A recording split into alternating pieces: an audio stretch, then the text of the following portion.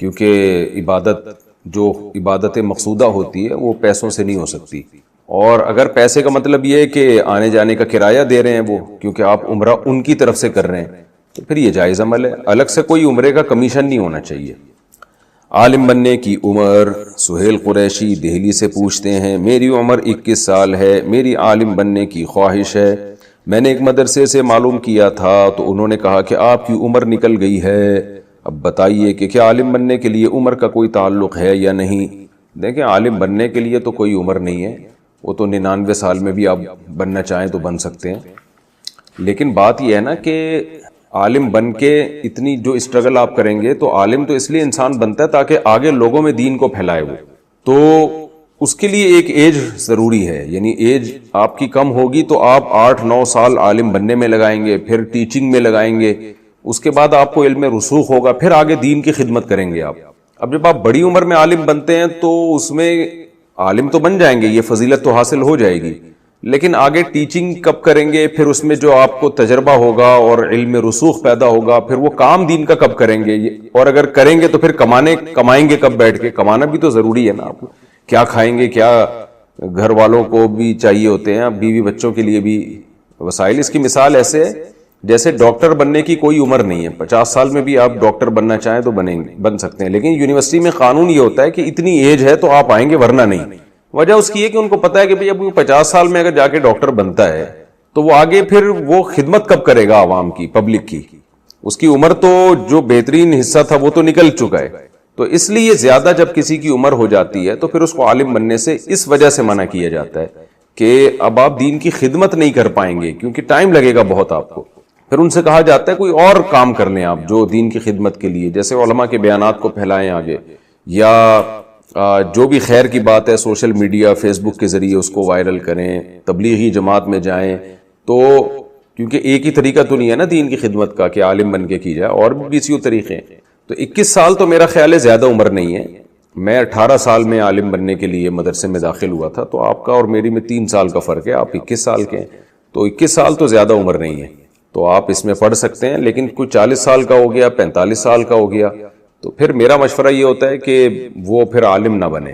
وجہ اس کی ہے کہ 40 سال میں ایک تو ظاہر ہے وہ صلاحیتیں بھی کم ہونا شروع ہو جاتی ہیں، جو محنت چاہیے، جو دماغ چاہیے، اس میں بھی فرق آنا شروع ہو جاتا ہے. اور 8-9 سال آپ یہ لگائیں گے تو اس کے بعد آپ کام کس وقت کریں گے؟ عمر آپ کی اتنی زیادہ ہو چکی ہوگی کہ آپ سیکھنے میں جو ٹائم تھا وہ، یعنی وہ سیکھنے کا مزید ٹائم نہیں ملے گا آپ کو.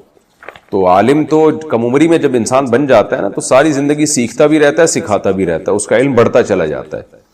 تو یہ انتظامی طور پر منع کیا جاتا ہے کہ یہ عمر مناسب نہیں ہے، یعنی. لیکن 21 سال ٹھیک ہے، اس میں آپ کو ایڈمیشن مل جانا چاہیے اور آپ پڑھ لیں.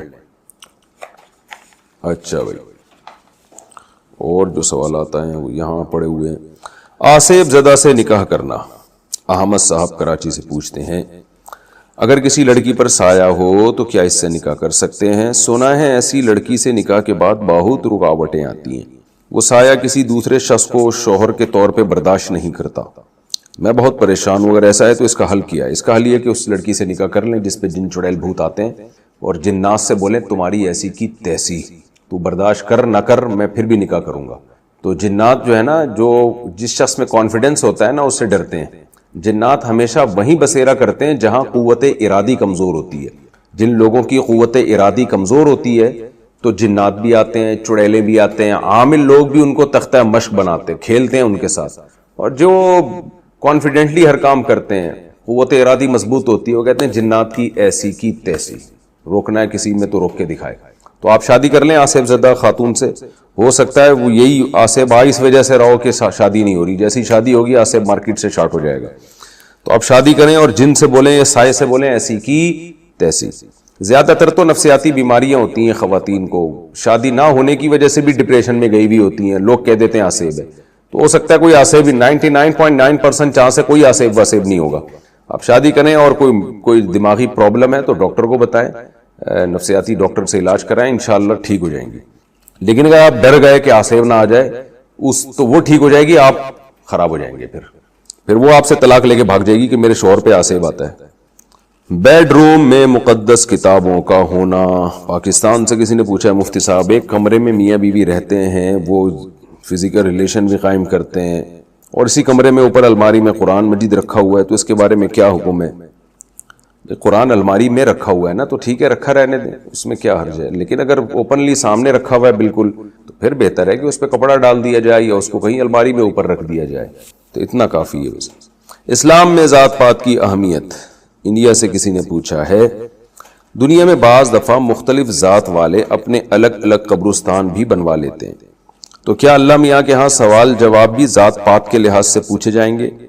بعض لوگوں نے ذاتوں کو بہت اہمیت دی ہوئی ہے, کسی کو اونچی کسی کو نیچی ذات کا سمجھتے ہیں. کیا اللہ کے نزدیک بھی اس قسم کی کوئی تفریق رکھی جائے گی؟ بھائی نبی صلی اللہ علیہ وسلم نے حجۃ الوداع کے موقع پہ خطبہ دیا, الا لا فضل لعربی علی عجمی ولا لعجمی علی عربی. فرمایا خبردار سنو, کسی عربی کو اجمی پر کوئی فضیلت نہیں اور کسی اجمی کو بھی عربی پر کوئی فضیلت نہیں, الا بالتقوی. اللہ کے اچھا ہوا ہے جو پرہیزگار ہے, برائیوں سے بچتا ہے. اسی طرح قرآن میں اللہ تعالیٰ کا ارشاد ہے یا ایھا الناس انا جعلناکم شعوبا وقبائل لتعارفوا, کہ ہم نے جو مختلف قوموں میں تمہیں تقسیم کر دیا تاکہ تعارف ہو, ایک دوسرے کی پہچان ہو. لیکن اللہ کی نظر میں عزت کس کی ہے؟ ان اکرمکم عند اللہ اتقاکم. اللہ کی نظر میں سب سے زیادہ قابل عزت وہ ہے جو تقوی والا ہے. تو آخرت میں کوئی ذات پات نہیں چلے گی, آخرت میں آپ کا عمل دیکھا جائے گا, آپ کرتے کیا ہیں. تو یہ اونچی ذات نیچی ذات یہ لوگوں کی بنائی ہوئی چیزیں, اور اس بیس پہ قبرستان الگ الگ بنا دینا ہے تو بہت بڑی جہالت ہے. باقی کچھ لوگ اپنی زمینوں میں اپنے ذاتی قبرستان بنا لیتے ہیں کہ اپنے رشتہ داروں کو دفن کریں گے, اس میں کوئی حرج نہیں ہے. وہ اپنی سہولت کے لیے کہ بھی سارے ریلیٹیوز کی قبریں ایک ساتھ آ جائیں, تو وہ ذات کی بیس پہ الگ الگ قبرستان نہیں ہوتے, وہ رشتہ داری کی بیس پہ ہوتے ہیں, تو اس میں کوئی حرج نہیں ہے. لیکن اگر اس بیس پہ قبرستان الگ کیا کہ اونچی ذات والوں کے ادھر نیچی ذات والوں کے ادھر, یہ حرام ہے, ناجائز ہے. اسی بیس پہ نہ کہیں قبر میں ٹھکائی شروع ہو جائے کہ تو اپنے آپ کو اونچی ذات کیوں سمجھتا تھا کہ اس والے قبرستان میں آئے. تو عمل ہونا چاہیے, عمل, باقی سب فضول باتیں. بھولے سے قسم توڑ دینا. علی اصغر آریجو لاڑکانہ سے پوچھتے ہیں کوئی بندہ روزے میں پانی پی لیتا ہے تو اس پر گناہ نہیں ہوتا اور روزہ بھی نہیں ٹوٹتا. ایسے ہی میں نے قسم کھائی تھی کہ میں گناہ نہیں کروں گا, مگر وہ اپنے آپ ہو گیا, یعنی میں نے جان بوجھ کر نہیں کیا, تو کیا قسم ٹوٹ گئی؟ دیکھیں کوئی بھی کام جب غلطی سے بھی کیا جاتا ہے نا, چاہے بھولے سے کریں یا غلطی سے کریں, تو اس پر شریعت میں جو بھی سزا ہے وہ مرتب ہوتی ہے. جیسے آپ بھولے سے نماز میں ایک رکعت زیادہ پڑھ لیں تو سجدہ سہو کرنا پڑے گا. اس بیس پہ شریعت معاف نہیں کرتی کہ آپ نے بھولے سے ایک رکعت زیادہ پڑھی ہے. آپ اگر نماز میں ایک سجدہ چھوڑ دیں بھولے سے تو نماز ہی گئی آپ کی. شریعت یہ نہیں کہتی کہ بھئی آپ نے چونکہ بھولے سے چھوڑی ہے لہذا معاف ہے. آپ نے نماز اگر بھولے سے چھوڑ دی پوری نماز تو آپ کو قضا کرنی پڑے گی, اس کی کفارہ یہی ہے کہ قضا پڑھی جائے. تو اب یہ شریعت نہیں آپ کو معاف کر دے گی کہ جی چونکہ آپ نے بھولے سے نماز چھوڑی ہے تو اب نماز ہی معاف ہو گئی, چلو جی کوئی بات نہیں, ٹائم نکل گیا, آپ بھول گئے تھے تو معاف ہے. ایسا نہیں ہے, پڑھنی پڑے گی. اسی طرح حج میں کوئی بھی آپ سے غلطی ہوتی ہے, آپ نے خوشبو لگا لی بھولے سے, تو آپ پر دم واجب ہو جاتا ہے. تو یہ جو روزے کا جہاں تک معاملہ ہے نا, تو یہ چونکہ حدیث میں اس کی صراحت ہے کہ اگر کوئی شخص بھولے سے کھا پی لے تو اس کا روزہ نہیں ٹوٹتا, تو حدیث کی وجہ سے روزہ مستثنی ہے. کیونکہ صریح حدیث میں نبی صلی اللہ علیہ وسلم نے فرمایا کہ جو بھولے سے کھا لیتا ہے روزے میں یا پی لیتا ہے تو اس کا روزہ نہیں ٹوٹتا. تو اب یہ حدیث کی وجہ سے علماء نے کہا کہ بھئی اب آپ کا روزہ باقی رہے گا, کیونکہ روزے کو مستثنی کیا ہے شریعت میں. اس کی کیا حکمتیں وہ ابھی موقع نہیں ہے, اس میں بڑی حکمتیں, روزے کو کیوں مستثنی کیا. باقی ایک حدیث میں آتا ہے رفیع عن امتی الخطأ والنسیان. آپ صلی اللہ علیہ وسلم نے فرمایا میری امت سے غلطی اور بھولے سے جو کام ہوتا ہے وہ اللہ نے مرفوع کر دیا ہے, یعنی وہ ہٹا دیا ہے. تو وہاں مطلب یہ ہے کہ اس کا گناہ ہٹا دیا ہے. بھولے سے غلطی سے آپ کوئی جرم کر لیتے ہیں تو گناہ نہیں ملتا آپ کو, لیکن جو اس کا شرعی حکم ہے دنیا میں جو ایک سزا ہے وہ بہرحال ملتی ہے. اس کی مثال ہے غلطی سے آپ نے بندہ مار دیا, آپ کی نیت نہیں تھی, پھر بھی دیت تو لازم ہے آپ کے اوپر. ہاں گناہ نہیں ملے گا کیونکہ آپ کی نیت نہیں تھی, آپ شکار کر رہے تھے, شیر کا لگ گیا غلطی سے کسی آدمی کو, تو دیت تو دینی پڑے گی آپ کو پھر بھی, لیکن گناہ نہیں ملے گا. تو بھولے سے یا غلطی سے جب کوئی کام ہو جاتا ہے تو گناہ نہیں ملتا, لیکن اس پہ جو شریعت میں دنیا میں سزا ہے وہ مرتب ہوتی ہے, سوائے روزے کے. روزہ غلطی سے بھولے سے توڑ دیا وہ معاف ہے۔ تو اب خوب سمجھ لیں کہ قسم آپ نے کھائی تھی، اگر آپ نے بھولے سے وہ قسم توڑ دی ہے تو آپ پر کفارہ لازم ہے۔ اس میں آپ یہ نہیں کہہ سکتے کہ میں نے بھولے سے چونکہ وہ قسم توڑی ہے لہذا وہ معاف ہے، تو ایسا نہیں ہے، تو آپ کو اس کا کفارہ دینا پڑے گا۔ دعا میں کیا ہاتھ اٹھانا ضروری ہے؟ پاکستان سے کسی نے پوچھا جی کیا دعا کے لیے ہاتھ اٹھانا ضروری ہے؟ کیونکہ بعض دفعہ ہمیں دعا کے وقت آیات یا عربی دعائیں یاد نہیں ہوتی تو ہم دیکھ کر پڑھنا چاہتے ہیں، کیا بغیر ہاتھ اٹھائے بھی کسی کتاب وغیرہ سے پڑھ کر دعا مانگ سکتے ہیں؟ جی بالکل مانگ سکتے ہیں۔ ہاتھ اٹھا کے دعا مانگنے میں زیادہ قبولیت کا چانس ہوتا ہے۔ نبی صلی اللہ علیہ وسلم نے فرمایا جب کوئی بندہ اللہ کی طرف ہاتھ اٹھا کے مانگتا ہے تو ان اللہ یستحیی ان یردہما خائبین، کہ اللہ کو حیا آتی ہے کہ ان کو خائب و خاسر لوٹائے۔ حدیث کا مفہوم میں نے آپ کے سامنے پیش کیا۔ تو لیکن بغیر ہاتھ اٹھائے بھی نبی سے بہت ساری دعائیں ثابت ہیں، تو اگر کسی کتاب میں آپ دعا پڑھ رہے ہیں تو پھر تو ہاتھ اٹھانا ذرا مشکل ہو جاتا ہے، کوئی حرج نہیں ہے اس میں۔ بیرون ملک رہنے پر والدین کا اصرار۔ یو کے سے کسی نے پوچھا ہے، میں یہاں یو کے میں رہتا ہوں، مجھے یہاں کا کلچر اور زندگی پسند نہیں ہے، میرے ماں باپ نے بہت منع کیا یہاں آنے کے لیے، پھر بھی میں نے ان کی نہیں سنی، اب میں پریشان ہوں، ڈپریشن محسوس کرتا ہوں، یہاں سب کچھ ہے لیکن پھر بھی ایک عجیب گھبراہٹ ہے، میرے ماں باپ نے 25 لاکھ خرچ کیے ہیں، میں اپنے ملک جانا چاہتا ہوں لیکن ماں باپ منع کر رہے ہیں، کہتے ہیں اتنا خرچہ کیا ہے بھیجنے میں ماں باپ کا اکلوتا بیٹا ہوں، اب کیا کیا جائے؟ دیکھیں اگر آپ کو یہ ڈر ہے کہ پاکستان واپس آئے تو بے روزگاری کا شکار ہو جائیں گے، ماں باپ نے جو 25 لاکھ خرچ کیے سارے ڈوب جائیں گے، گھر میں جو بنیادی ضرورتیں ہیں وہ بھی پوری نہیں ہوں گی، جیسے ابھی آج کل آپ کو پتہ ہے بجلی کے بل اتنے مہنگے آ گئے ہیں کہ ایک درمیانے درجے کا آدمی وہ بل تو ادا کرنے کا سوچ ہی نہیں سکتا، وہ بل ادا کرے گا تو پھر کھانے پینے سے جائے گا وہ۔ تو اس طرح کی کوئی کنڈیشن کا خطرہ اگر آپ کو ہے تو پھر تو میں بھی مشورہ دوں گا کہ آپ باہر ہی رہیں۔ ماں باپ نے 25 لاکھ روپے اتنے خرچ کر کے آپ کو وہاں بھیجا، اب آپ بھاگ کے آ گئے، 25 لاکھ بھی گئے، اس کے بعد گیس بجلی کے بل سے بھی گئے، تو ماں باپ بھی پریشان، آپ بھی پریشان۔ تو بڑی مصیبت سے بچنے کے لیے چھوٹی مصیبت کو برداشت کیا جاتا ہے۔ چھوٹی مصیبت یہ ہے کہ آپ کا وہاں دل نہیں لگ رہا، عجیب سا ماحول ہے، تو اس مصیبت کا جو ہے تلافی ہو سکتی ہے کہ وہاں تبلیغ والوں سے آپ تعلق قائم کریں، مرکز جایا کریں، دینداروں سے جڑیں، اچھے لوگ بھی بہت ہیں وہاں پہ یو کے میں، ان سے ریلیشن قائم کریں، دل لگائیں، پاکستانی کھانے تلاش کریں، دیکھیں چپلی کباب کا کہاں ہوٹل ہے، وہاں آپ کو اپنے جیسے کچھ لوگ نظر آئیں گے، پشاور کے، کوئٹہ کے، وہاں بریانی کی، پاکستانی انڈین بریانی کی دکانیں تلاش کریں، اپنا سا ماحول لگے گا۔ گٹکے کی دکان تلاش کریں، بہت سکون ملے گا آپ کو، گٹکے کی دکان اگر آپ کو مل گئی بالکل اپنائیت محسوس ہوگی۔ خیر تو کیونکہ اگر چھپ چھوڑ چھاڑ کے بھاگ آئے تو بیڑا غرق ہو جائے گا، لیکن اگر آپ سمجھتے ہیں کہ یہاں آنے کے بعد آپ کو مناسب جاب مل سکتی ہے اور ماں باپ کی کفالت مناسب طریقے سے آپ کر سکتے ہیں، پھر میرا مشورہ یہ ہے کہ بلا ضرورت شدیدہ اپنے ملک کو چھوڑ کر دوسرے کنٹری میں نہیں رہنا چاہیے۔ اس کے سائیڈ ایفیکٹ بہت زیادہ ہوتے ہیں، خاص طور پر دین بڑا داؤ پہ لگنے کا خطرہ ہوتا ہے، آگے آپ کی کل اولادیں وہاں پہ ہوئیں، بچوں کے بڑے مسائل ہوتے ہیں۔ تو جو اکنومیکلی پاکستان میں اچھا مناسب درجے کا کما سکتا ہے اس کے لیے یہی ہے کہ وہ اپنے ملک میں ہی رہے۔ ہاں جو بالکل ہی نہیں کما سکتا، فقر و فاقہ میں جائے گا، تو ظاہر ہے فقر و فاقہ تو بڑی آزمائش ہے، بعض دفعہ فقر و فاقہ میں ایمان سے بھی لوگ چلے جاتے ہیں، ہاتھ دھو بیٹھتے ہیں، بھیک مانگنے پر آ جاتے ہیں، چوریوں پہ آ جاتے ہیں، تو ایسا خطرہ ہے تو پھر وہیں رہیں۔ ایسا خطرہ اگر نہیں ہے تو پھر آپ یہاں آ جائیں۔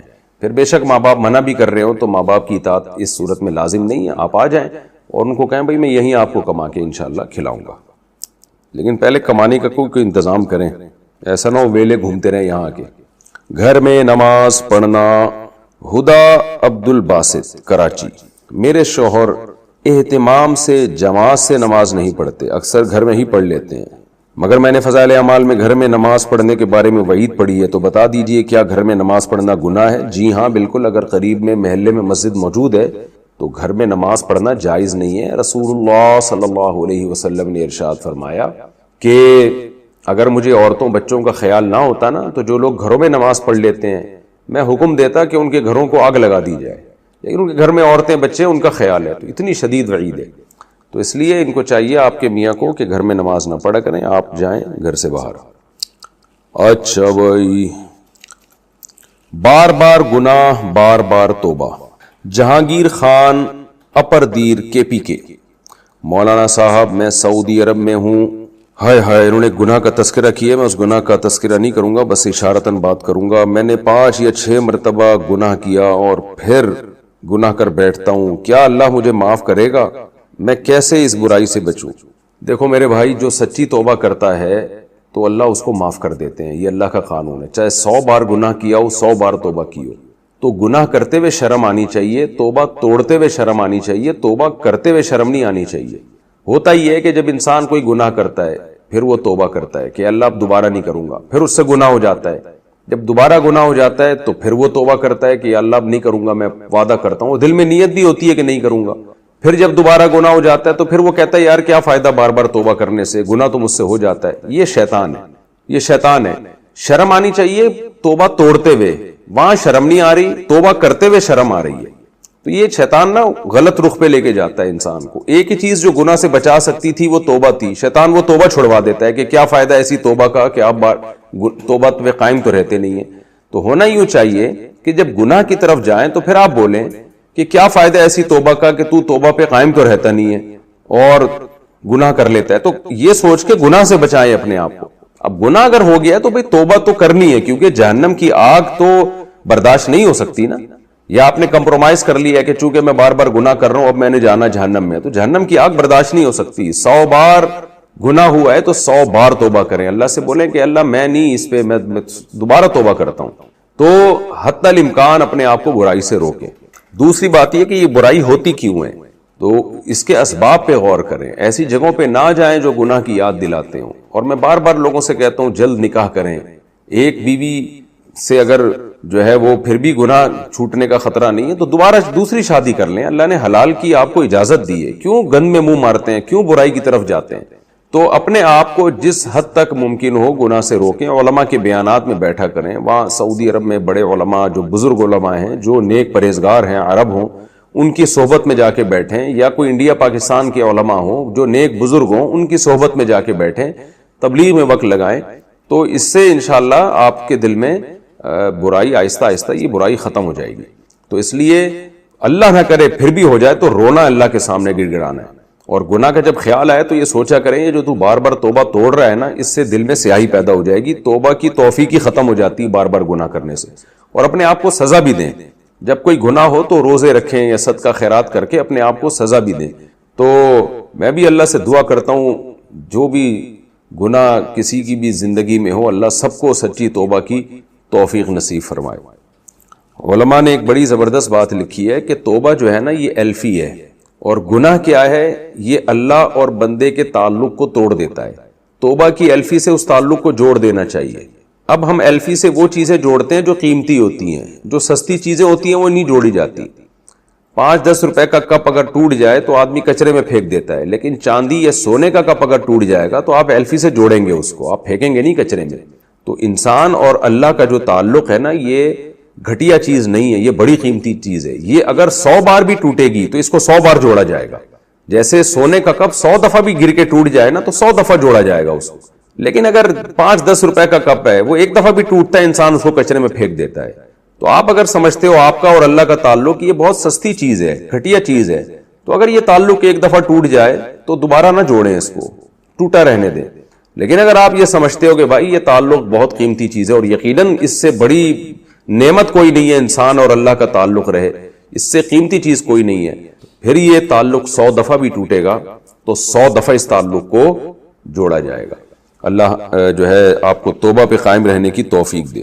اور یہ بھی سوچنا چاہیے بڑھاپے میں توبہ کی توفیق نہیں ملتی جب جوانی میں گناہ نہ چھوڑا ہو. خوب سمجھ لیں، بڑھاپے میں طاقت ختم ہو جاتی ہے برائی کی، لیکن جذبہ باقی رہتا ہے اور وہ بڑی پھر گھٹیا اور بدترین زندگی گزرتی ہے. جو نوجوان جوانی میں فحاشی کا کام نہیں چھوڑتا نا، بڑھاپے میں اس کا بیچارے کا بڑا بیڑا غرق ہوتا ہے. آخرت کے عذاب سے پہلے اللہ دنیا میں بڑھاپے میں عذاب میں ڈال دیتے ہیں اس کو. تو ابھی توبہ کر لیں، ابھی قائم رہ لے توبہ پر، انشاءاللہ اس کی بڑی برکتیں اللہ آپ کو عطا فرمائے گا. بیوی سے رائے اور مشورہ کرنا. U P India. آپ کا کہنا ہے کہ شوہر کی اجازت کے بغیر بیوی کسی کو گھر میں نہیں بلا سکتی. پوچھنا یہ ہے کہ اگر بیوی کو کسی کا گھر میں آنا ناپسند ہو تو کیا شوہر بیوی کی مرضی کے بغیر کسی کو بھی گھر میں بلا سکتا ہے؟ دوسری بات یہ کہ بیوی تو ہر بات میں شوہر سے مشورہ کرتی ہے، کیا شوہر کے لیے ضروری نہیں کہ وہ بھی بیوی سے رائے میں مشورہ کرے؟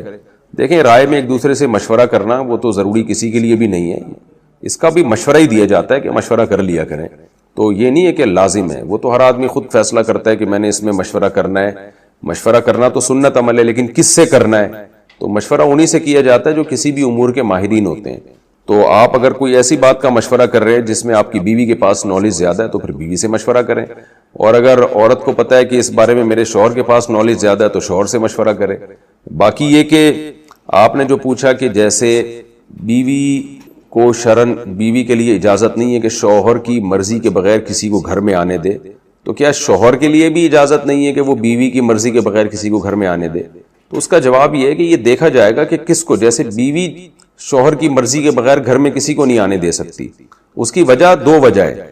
ایک تو یہ کہ کوئی ایسا مرد آ جائے جس پہ شوہر کو اعتراض ہو کہ بھئی یہ کیوں، یہ تمہارا کیا لگتا ہے جو گھر میں آ رہا ہے، نامحرم ہے، غیر محرم مرد ہے، اس بیس پہ شوہر روک سکتا ہے کہ یہ کیوں آ رہا ہے گھر میں۔ تو اس بیس پہ عورت بھی روک سکتی ہے، کوئی نامحرم خاتون آ رہی ہیں اور آپ کے شوہر سے فری ہو رہی ہیں تو عورت بھی کہہ سکتی ہے کہ بھئی آپ کی کیا لگتی ہے، یہ بری چیز، یعنی منع کرنے کا عورت کو بھی حق ہے، منع اس سینس میں کہ اعتراض کرے گی وہ اس پہ، وہ کہ اس کے بازو میں اللہ نے طاقت نہیں رکھی، وہ زبردستی نہیں روک سکتی کسی کو، لیکن لڑے گی، منع کرے گی، شوہر پہ اعتراض بھی کرے گی کہ یہ کیا لگتی ہے آپ کی جو آ کے آپ جب کوئی نامحرم آتا ہے تو اس پہ تو آپ کو اعتراض ہوتا ہے جو میرے لیے نامحرم ہو، تو آپ کی بھی تو یہ نامحرم ہے، کیوں آ رہی ہے، فری کیوں ہو رہی ہے؟ تو عورت اس پہ اعتراض کر سکتی ہے۔ باقی اس بیس پہ بھی بعض دفعہ عورت کو منع کیا جاتا ہے کہ اس کے کوئی ایسے رشتہ دار آ کے پڑ جاتے ہیں کہ خرچہ سارا شوہر کا ہو رہا ہوتا ہے، تو شوہر کہہ رہا ہوتا ہے بھئی یہ تمہارے بھائی آ جاتے ہیں 4-5 دن پڑے رہتے ہیں یہاں پہ، یا آ کے جو ہے نا وہ ہمارے معاملات میں دخل اندازی کا ذریعہ بن رہے ہوتے ہیں، یا کہ تمہیں پٹیاں پڑھا رہے ہوتے ہیں، تو اس بیس پہ شوہر بھی رشتہ داروں کو روک سکتا ہے، یعنی بہت زیادہ آنے جانے سے پابندی لگا سکتا ہے۔ لیکن عورت اس بیس پہ شوہر پہ پابندی نہیں لگا سکتی کہ آپ کے رشتہ دار کیوں آ رہے ہیں، کیونکہ وہ اگر آ رہے ہیں تو شوہر کے خرچے پہ آ رہے ہیں نا۔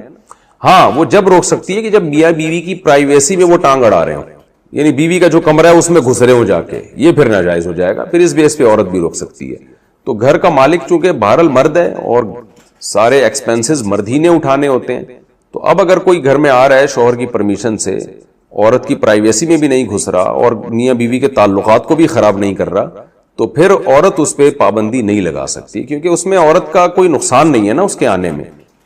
لیکن اگر وہ پرائیویسی میں دخل اندازی کر رہا ہے اور یا میاں بیوی کو لڑوا کے جا رہا ہے، بعض لوگ گھر آتے ہیں شوہر کو خراب کر رہے ہوتے ہیں، شوہری کے رشتہ دار ہوتے ہیں کچھ، جیسے بعض دفعہ بہنیں آ رہی ہوتی ہیں اور بھابھیوں کے خلاف اپنے بھائی کو ورغلا کے جا رہی ہوتی ہیں، تو پھر اس پہ عورت بھی اعتراض کر سکتی ہے، بھئی آپ کی بہن آ کے کیوں پڑ جاتی ہے یہاں پہ، جب بھی آ کے جاتی ہے ہماری لڑائی، ہمیں لڑوا کے جاتی ہے ہمیشہ، یہ جیسے کہ ہوتا ہے، سوائے ان بہنوں کے جو میرا بیان سن رہی ہیں۔ واجبات نماز، عارف صاحب انڈیا سے پوچھتے ہیں نماز میں کتنے واجبات ہیں اور کیا کیا ہیں؟ عارف بھائی اس کا جواب بہت لمبا ہے، اس میں سیدھا سیدھا آپ ایسا کریں، تسہیل بہشتی زیور، جامع الرشید نے کتاب چھاپی ہے بہشتی زیور کو آسان کر کے، تسہیل بہشتی زیور، وہ پڑھ لیں، انٹرنیٹ پہ بھی مل جائے گی، وہاں سے ڈاؤن لوڈ کر لیں، لکھیں واجبات نماز، تو جتنے بھی واجبات ہیں وہ آ جائیں گے اس میں۔ پاکستان کا مطلب لا الہ الا اللہ۔ غلام سرور افغانستان سے پوچھتے ہیں میری بخشش کیجئے گا، میرا اردو تھوڑا ضعیف ہے۔ بھائی آپ تو ضعیف کا لفظ استعمال کر رہے ہیں، بڑی گاڑی اردو میں ہوتا ہے یہ لفظ۔ تو میرا سوال یہ کہ پاکستان میں لوگ نعرہ لگاتے ہیں کہ پاکستان کا مطلب کیا لا الہ الا اللہ، آپ اس بارے میں کیا کہتے ہیں؟ کیا واقعی پاکستان کا مطلب لا الہ الا اللہ ہے یا لوگ اشتباہ کر رہے ہیں؟ یقیناً پاکستان کا مطلب لا الہ الا اللہ ہی ہے۔ پاکستان لا الہ الا اللہ ہی کے نام پہ انڈیا سے الگ ہوا ہے۔ اس وقت مطالبہ یہ تھا کہ ہم مسلمان ہیں، ہمیں ایک ریاست چاہیے جس میں ہم اسلامی احکام کو نافذ کر سکیں، مسلمانوں کو ایسی ریاست چاہیے تاکہ انڈیا میں جو لوگ انڈیا میں رہنا چاہیں، جو مسلمان وہ وہاں رہ لیں، اور جو اسلامی ریاست میں رہنا چاہیں وہ آزادی سے اسلامی ریاست میں، تاکہ ہم اسلامی قوانین کو امپلیمنٹ کریں۔ تو یہ مطلب ہے پاکستان کے لا الہ الا اللہ ہونے کا۔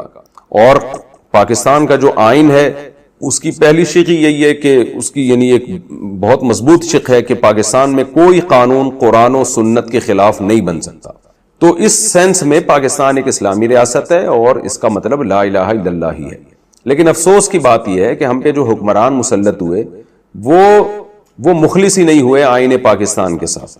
جیسے دوسرے قوانین کی دھجیاں اڑائی جا رہی ہیں, آئین کی دھجیاں, تو اسی طرح اس شق کی بھی دھجیاں اڑائی جا رہی ہیں اور امپلیمنٹ نہیں ہو رہا.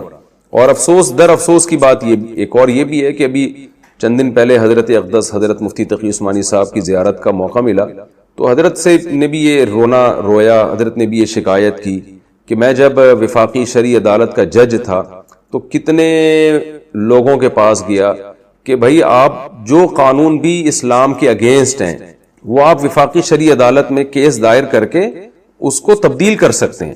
یعنی بہت بہترین موقع دیا تھا گورنمنٹ آف پاکستان نے ایک وفاقی شرعی عدالت بنا کے کہ جو قانون بھی غیر شرعی آپ اس کو چیلنج کر سکتے ہیں, آپ ثابت کر دیں قرآن و سنت کے خلاف ہے تو وہ امپلیمنٹ ہو جائے گا اور وہ قرآن و سنت کے مطابق بن جائیں گے. لیکن حضرت مفتی تقی عثمانی صاحب کا کہنا یہ ہے کہ لوگوں نے اس میں دلچسپی نہیں لی اور کچھ قوانین تو چینج ہو گئے. اب وہ اکیلے کیا کرتے, یعنی بعض لوگ یہ مشورہ دیتے ہیں کہ خود ہی کسی کے ذمہ لگاتے اور وہ کیس کرتا رہتا اور قانون چینج ہوتے رہتے. یہ بات کہنا آسان ہوتی ہے لیکن عملی طور پر یہ ممکن نہیں ہوتا کہ ایک جج بھی ہو اور وہی لوگوں کو بتا رہا ہو کہ کیس کریں اور پھر ان کیس پر پوری ان کو قرآن و سنت سے تیاری بھی کرائیں. تو وہ جو کیس آلریڈی ان کے پاس آئے ہوئے تھے وہ پھر کون دیکھتا. تو وہ فرما رہے تھے کہ ہم نے بہت لوگوں کی منتیں کی, بہت سے مذہبی لوگوں کے پاس, مذہبی تنظیموں کے پاس بھی گئے, لیکن نعرے لگانے تو سب آ گئے کہ ہمیں اسلام چاہیے اور پاکستان اسلامی ریاست ہے. عملی دنیا میں جو رزلٹ تھا وہ نہ ہونے کے برابر تھا. اس میں دینی تنظیمیں ہوں, دینی مدارس ہوں یا سیاسی تنظیمیں ہوں, سب کی حالت ہی قابل افسوس تھی. فرمایا کہ اس سے یہ اندازہ ہوا کہ یہاں عوام ہی مخلص نہیں ہے. نعرے لگانے میں, کنٹینر اور روڈ بند کرنے میں, اور یعنی اس طرح سے تو سب نکل آتے ہیں کہ آپ ابھی کوئی کنٹینر لے کے روڈ بند کر دیں اسلام کے نام پہ تو ساری قوم نکل آئے گی. لیکن تمیز کے دائرے میں قانونی یعنی ایک لیگل راستہ اختیار کر کے بہت اچھے سے بہت اچھے کام ہو سکتے تھے لیکن وہ نہیں ہوئے. اس لیے عوام کا قصور ہے, حکومت کا قصور ہے, بلکہ میں سمجھتا ہوں کہ عوام کا زیادہ قصور ہے, شاید حکومت کا بھی اتنا قصور نہیں ہو. ضیاء الحق کے دور میں جب وفاقی شرعی عدالت کو اتنا مضبوط کر دیا گیا تھا تو گورنمنٹ نے تو آپ کو ایک راستہ دیا تھا کہ آپ جائیں اور کیس کریں اور چینج کر دیں. تو بہت سے قوانین چینج ہوئے بھی جو غیر شرعی تھے لیکن اسلام کے مطابق کیا گیا ان کو, لیکن بہت کچھ ہو سکتا تھا وہ نہیں ہوا. اب بھی وفاقی شرعی عدالت کی ایک حیثیت ہے, وہ حیثیت تو نہیں رہی جو پہلے ہوا کرتی تھی, لیکن یہ کہ اب بھی اس میں ابھی LGBT کے متعلق قانون پاس ہوا تھا پاکستان میں, تو اس میں بہت سے لوگوں نے الحمدللہ محنت کی اور اس قانون کو وفاقی شرعی عدالت سے کالعدم قرار دلوا دیا کہ یہ قانون غیر شرعی ہے. تو اب بھی بہت کچھ ہو سکتا ہے, لیکن بات یہی ہے کہ ہمارے وکلاء اور ہمارے جو مؤثر طبقہ ہے جب تک وہ لیگل طریقے سے ایک مضبوط تحریک چلا کے اس پہ کام نہیں کرتا تو نہیں ہوتا. تو اس میں اسٹیٹ کا قصور نہیں ہے, اس میں عوام کا قصور ہے. کمپنی کے ذریعے انشورنس کروانا. UK سے کسی نے پوچھا ہے, میں UK میں ایک کمپنی میں کام کرتا ہوں, انہوں نے میرا انشورنس کروانا ہے. میرے پاس یہ آپشن ہے کہ میں اسے لے سکتا ہوں یا منع کر سکتا ہوں. اگر میں لے لیتا ہوں تو کمپنی اس کی ادائیگی کرے گی, لیکن مجھے چونکہ کمپنی سے فائدہ مل رہا ہے مجھے اس کا ٹیکس بھرنا پڑے گا. کیا یہ جائز ہے؟ دیکھیں, کمپنی خود سے اپنے امپلائیز کو اگر ان کی انشورنس اگر کروا دیتی ہے اور ان کو انشورڈ کرواتی ہے تو یہ کمپنی جانے اور انشورنس کمپنی جانے. امپلائی کے لیے پھر اس سہولت سے فائدہ اٹھانا جائز ہوگا کیونکہ وہ براہ راست انشورنس کمپنی سے معاملات میں ملوث نہیں ہے. لیکن اگر کمپنی آپ کو یہ آپشن دے رہی ہے اور آپ کو کہہ رہی ہے کہ ہم آپ کی تنخواہ سے پیسے کاٹیں گے اور آپ اس پہ سائن کر دیں, ایگریمنٹ کریں, تو پھر آپ کے لیے جائز نہیں ہے, کیونکہ انشورنس کا جو موجودہ سیٹ اپ ہے وہ غرر اور جوئے اور سٹے پہ مشتمل ہے. تو آپ اس سے اوائڈ کریں, اجتناب کریں. احتلام میں شک. عبد الرحمان صاحب ملتان سے پوچھتے ہیں, میں صبح اٹھ کر جب واش روم جاتا ہوں تو جسم پر وائٹ نشان ہوتا ہے جبکہ رات کو مجھے اس قسم کا خواب بھی نہیں آیا ہوتا, تو کیا یہ احتلام ہی ہے؟ جبکہ احتلام تو شہوت سے ہی آتا ہے. میری عمر 13 سال ہے تو جب میں نہانے کا کہتا ہوں تو امی کہتی ہیں بیٹا ابھی کل ہی تو نہائے ہو, تو میں کھل کر بیان بھی نہیں کر پاتا. رہنمائی فرمائیے. امی کو بولے امی مجھے بس شوق ہے نہانے کا, اس میں یہ کیا کل نہائے ہو, تو بہت سے لوگ روزانہ نہاتے ہیں، تو آپ امی کو بولتے ہیں میرا دل چاہتا ہے میں روزانہ نہایا کروں، صبح صبح صاف ستھرا ہو کے فریش ہو جاتا ہوں، تو اتنی کلیئر بات کرنے کی کیا ضرورت ہے امی کے سامنے. باقی غسل جو فرض ہوتا ہے، اگر آپ نے واقعی نشان دیکھا ہے تو رات آپ سوئے تھے تو کپڑوں پر نشان نہیں تھا اور صبح اٹھیں تو گندگی کا نشان ہے، ناپاکی کا نشان ہے، تو وہ احتلام ہی ہے پھر. کیونکہ بعض دفعہ خواب آتا ہے، یاد نہیں ہوتا. تو یہ جو کم عمری میں جب احتلام شروع ہوتا ہے تو ایسا بہت ہوتا ہے، بہت زیادہ نائٹ فال ہوتا ہے، تو اس میں پتہ ہی نہیں چلتا، خواب یاد نہیں ہوتا. تو آپ ایسی صورت میں غسل کیا کریں اور امی کو بول دیں بھائی میں ویسے ہی غسل کر رہا ہوں. والدین کو تو چاہیے کہ بچوں کو خود سے یہ نالج دے دیا کریں، خاص طور پہ باپ کو چاہیے کہ وہ خود یا کسی کے ذمے لگائے کہ بچوں کو جب بالغ ہونے کے قریب ہو، لڑکی ہو یا لڑکا ہو، دونوں کو کچھ مسائل بتا دیا کریں. بچے بہت کنفیوز ہوتے ہیں، وہ پریشان ہوتے ہیں ہمارے کیسے خیالات ہیں، ہمیں کیسے خواب آ رہے ہیں، یہ کیا ہو رہا ہے ہمارے ساتھ. پھر وہ جا کے لونڈے لپاڑوں میں بیٹھتے ہیں، اسکولوں میں ڈسکشن کرتے ہیں، وہ لڑکے ان کو اور خراب کر دیتے ہیں، غلط چیزیں دکھانا شروع کر دیتے ہیں. بعض بچے ڈرا دیتے ہیں کہ یہ احتلام ہو رہا ہے، تمہاری تو ہڈیوں کا جوس نکل کے آ رہا ہے، تم تو مر جاؤ گے اور کمزور ہو جاؤ گے، اور منی کا ایک قطرہ خون کے 100 قطروں سے مل کے بنتا ہے. اس سے بچہ اور ڈپریشن میں جاتا ہے، پھر جعلی حکیموں کے ہتھے چڑھ جاتا ہے، وہ چھپ چھپ کے دوائیں کھا رہا ہوتا ہے حکیموں سے، جعلی حکیموں سے لے کے. تو اس لیے بڑوں کو چاہیے کہ وہ بچوں کو خود ہی گائیڈ کر دیا کریں. جب وہ قریب البلوغ ہو رہے ہیں تو ان کو بتا دیا کریں کہ یہ نیچرل ہے، اور اس طرح مرد اور عورت میں اللہ نے فرق رکھا ہے، تو اس میں شرمانا نہیں چاہیے، تمیز کے دائرے میں رہ کے ان کو بتا دینا چاہیے. ماؤں کو چاہیے وہ بیٹیوں کو سمجھا دیں، باپ کو چاہیے وہ بیٹوں کو سمجھا دیں، تاکہ وہ غلط جگہوں سے نالج حاصل نہ کریں اور پھر برباد نہ ہو جائیں. وہ اپنی صحتوں کو بھی خراب کرتے ہیں، ڈپریشن میں بھی جاتے ہیں. IUI کے ذریعے حاملہ ہونا. سحر شیخ کراچی سے پوچھتی ہیں کہ مادہ بیضا اور جنین یعنی کو جمانا اسلام میں جائز ہے یا نہیں ہے؟ کیا IUI کے ذریعے حاملہ ہونا جائز ہے؟ حالانکہ پہلے علاج کے ذریعے، حالانکہ آپ یعنی جس کے بارے میں سوال پوچھ رہی ہیں کہ وہ پہلے علاج کے ذریعے حاملہ ہو چکی ہیں اور ان کی بیٹی ہے. دیکھیے بہت شدید ضرورت میں تو یہ جائز ہے کہ مرد کے اسپم کو آرٹیفیشلی یعنی مصنوعی طریقے سے آرٹیفیشلی عورت کے اسپم کے ساتھ ملایا جائے اور پھر رحم میں رکھ دیا جائے اس کو. تو چونکہ اس میں سطر بھی کھلتا ہے اور یعنی علاج ہے نا یہ، تو یہ ان لوگوں کے لیے تو جائز ہے جن کے لیے نارمل طریقے سے یعنی جو نیچرل ایک صدیوں سے طریقہ چلا آ رہا ہے، میاں بیوی کا ملاپ ہو پھر پریگننسی ہو، تو جن کے لیے اس طریقے سے حمل ممکن ہو ان کے لیے اس طریقے کا استعمال کرنا جائز نہیں ہے. تو یہ انہی لوگوں کے لیے گنجائش ہے کہ جن کے لیے نارمل طریقے سے پریگننسی کا امکان ہی ختم ہو چکا ہو، ناممکن ہو، تو پھر یا پریکٹیکلی ناممکن ہو، یعنی ڈاکٹر تو کہہ رہے ہیں حمل ہو سکتا ہے لیکن ہو نہ رہا ہو، کئی سال گزر گئے اور تجربہ ہو گیا کہ بھئی نہیں ہو رہی پریگننسی، تو ان کے لیے تو ایسے طریقے مصنوعی طریقے استعمال کرنا جائز ہے. لیکن اگر نارمل طریقے سے پریگننسی کا چانس ہے، امکان ہے، تو پھر یہ طریقہ جائز نہیں ہے. دیندار لڑکے کا رشتہ دستیاب نہ ہو تو کیا کریں؟ افرا جاوید لاہور سے پوچھتی ہیں مفتی صاحب میرا سوال یہ ہے کہ کسی ایسی لڑکی جس کے لیے غیر دیندار ڈاکٹرز اور انجینئرز کے رشتے آتے ہوں مگر کسی دیندار لڑکے کا رشتہ دستیاب نہ ہو، جبکہ وہ لڑکی دوسری بیوی بننے کے لیے بھی تیار ہو، تو اس کے بارے میں شریعت کا کیا حکم ہے؟ کیا لڑکی نہ چاہتے ہوئے بھی کسی غیر دیندار شخص سے شادی کر لے جبکہ اس کو پہلے سے معلوم ہے کہ وہ شریعت مثلا پردے وغیرہ کو فالو نہیں کرنے دیں گے؟ تو کیا ایسی صورت میں پردے اور دیگر اسلامی احکامات کو فالو نہ کرنے کا گناہ ہوگا؟ جی بالکل گناہ ہوگا. بہت سی لڑکیاں شادی کرتی ہیں، ان کا پردہ مکمل ختم ہو جاتا ہے، فلمیں دیکھنا شروع کر دیتی ہیں، ڈرامے دیکھنا شروع کر دیتی ہیں، پھر آہستہ آہستہ نمازیں چھوٹ جاتی ہیں، بالکل لبرل ہو جاتی ہیں. اور میں نے دیکھا ہے جو ایک دفعہ دین پہ آنے کے بعد ریورس ہونا، تو اس ریورس پھر بہت ہی زیادہ ریورس ہو جاتا ہے، وہ عام لوگوں سے بھی زیادہ بے دینی کی طرف چلے جاتے ہیں. تو خواتین کو کبھی بھی ایسے بے دین کا رشتہ قبول نہیں کرنا چاہیے جو آپ سے پردہ ہٹوا دے.